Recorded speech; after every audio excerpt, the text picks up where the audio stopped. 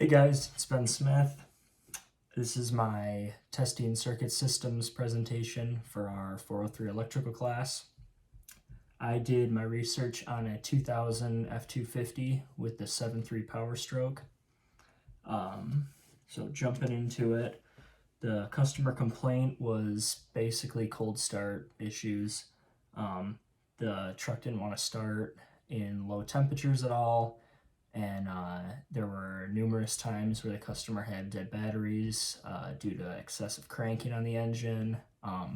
So something with the cold start aids wasn't going right, and we'll get into testing a couple of the different things that it could have been and the different ways that we can test them. So first, right off the bat, I had some anticipated causes. Like I said, I'm pretty much expecting that it's going to be one of the cold start aid systems that's causing a problem here or is malfunctioning in some way. So the two that are equipped on this, because it's a power stroke, it's got a glow plug system. A lot of Cummins use grid heaters. There's a couple different options different manufacturers use, but Ford ran with glow plugs and then a block heater. Those are super common. They put them on almost, well, not all, but a lot of vehicles nowadays. Even cars. My Ford Fusion has a block heater on it, so they're pretty common. They're pretty reliable, but things can still go wrong. So we also are going to go through testing that first because it's also a pretty simple system to jump into and test right off the bat.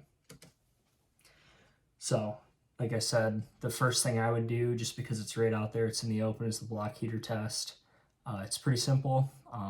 It's just power to a little heating element, and it's really easy to get at the plug that we're going to run an ohms test on. So this is the basis of it. You've got your cord or your plug, which is going to come out. It usually spits out in the front bumper. The one on my car is built right down into the front bumper, and it's covered. It helps keep it from corroding or anything, which is a nice feature, because that can be part of the problem too if you have corrosion built up on stuff. So you want to make sure your plugs are all clean and everything. And then you'll have some sort of heating element. This is not the one for a 7.3. It's just a good picture showing, but it's the same idea. Somewhere down in the engine on a 7.3, it's basically by the oil pump. So that's the other half of this system. And so testing, it's pretty straightforward. This is not a glow plug at all, but it's just a good example. So the main thing that we're looking at here on just a 3-prong plug is you're going to do a resistance test between these two terminals, whatever you want to call them. So just a simple ohms test, and we're basically looking to make sure that we get a reading. Nothing should be open or infinite. And the one that I tested on is one of my friend's trucks, and I got a reading of 25 ohms, which is pretty common. Everything was working fine with it. But if something did go wrong with it, you'd be able to replace whatever that was that went wrong. So the next thing that we can test is the glow plugs. And this is kind of a blown up picture. It can be a little bit hard to see, but it's also just a really simple resistance test. There's all kinds of different styles of glow plugs. Some of them work different ways. For the most part, everything's just going to have one terminal, and you can see that they're putting the negative probe right here on the threads, so it's just grounding out through the engine block. It's a super easy test. We're pretty much looking for the same results as when we tested the block heater.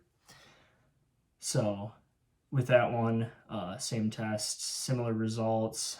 You just don't want anything crazy high. You don't want to get any infinite numbers. So if you're sitting at a low resistance reading, then you're probably sitting okay with the glow plugs. So then this is where we jumped into the picoscope circuit test, which shows us a little bit more what's going on, making sure that the ignition is working properly, the relays are working properly, pretty much all different parts of the system. We're making sure we've got a good ground for it. It's a little bit of a complicated thing to do for your first time, but once you understand how to use the software and everything, it can be a really easy test to do, and it can show you a lot of information. You pretty much understand if we have power moving through it at all, and if it's moving through properly. So in the background here, you can see this blue line and where it jumps up. I'm going to real quick explain that.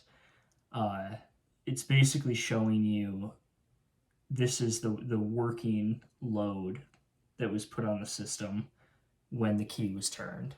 So the second the key was turned and the glow plug system fired up, the relay clicked, we saw a spike right here. It's a little bit behind the letters, and then it drops back down and it steadies out for however many seconds this is. So this is where the load, the work is being done with the system, the heating's going on in the engine, and then it clicks off, and ideally this is where you'd be safe to then start the engine. The glow plug circuits ran all the way through and everything should be fine.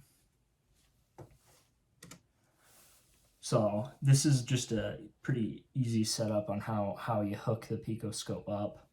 Obviously the picoscope box itself is going to be plugged into a computer that has the downloaded software and everything, but this is a basis on how we're going to hook it up to the glow plug system to watch it work. The only other thing that we had to do differently is we had another terminal coming out and we were hooking it up to the battery. That was all, but the amp clamp worked the same, and we were basically looking downstream of the relay for when it clicks on before it's dispersed out to each individual glow plug. We had our amp clamp on it, so it was testing power going to all different parts of the system when the key was turned and it was energized. So the reason that this test I knew was going to be so useful is in the customer complaints, part of what the customer said was that they could sit there and run the glow plug circuit once and it would start hard. They could have it plugged in all night and do the glow plug still properly and everything, and it still started rough no matter what, anytime it was in cold weather. And even if they sat there with everything plugged in all night and then still let the glow plugs run multiple times, up to even 5 times running it, they were still having issues with hard starts in cold weather. So I had an assumption that the glow plugs weren't working properly and that something was going on in that system. So we ran our picoscope test, and like I showed on the last slide, where you should see these spikes and where it should plateau out, we didn't have that going on at all. There were little blips in it, and there was some power running through that circuit, but it was nowhere near what it needed to be for it to be operating right. So somewhere we were losing power, and based on power being there, I knew that the relay was working properly. We were getting power there, so I assumed that we were going to have a problem with wiring somewhere. So when we dug into it with different connections and where the wires split on and off, we came down and were able to find that we had pretty serious corrosion built up in the wires here. You can see all of it. It's really bad over here, and it's moving heavily through the coil all the way over. So that was the number one issue right there.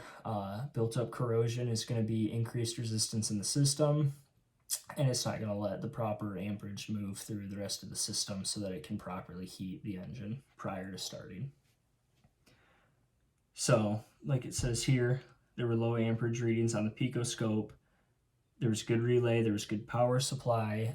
The customer had ended up having to jump start the vehicle. Like I said, they had times where they had to crank so much on it that it died and had to use jump boxes and try to get it running no matter what.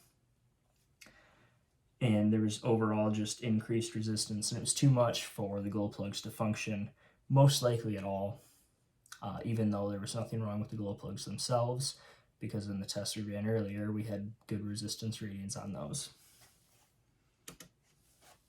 So for the conclusion, as the solution to the problem, that stretch of wiring, the wiring harness, it might have to be replaced as a full thing, but if you could replace the damaged section of wiring, that's going to be the solution for the problem.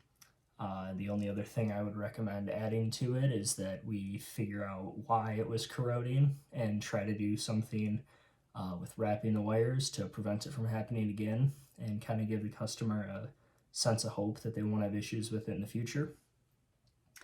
And that was the problem with this F-250. Thank you.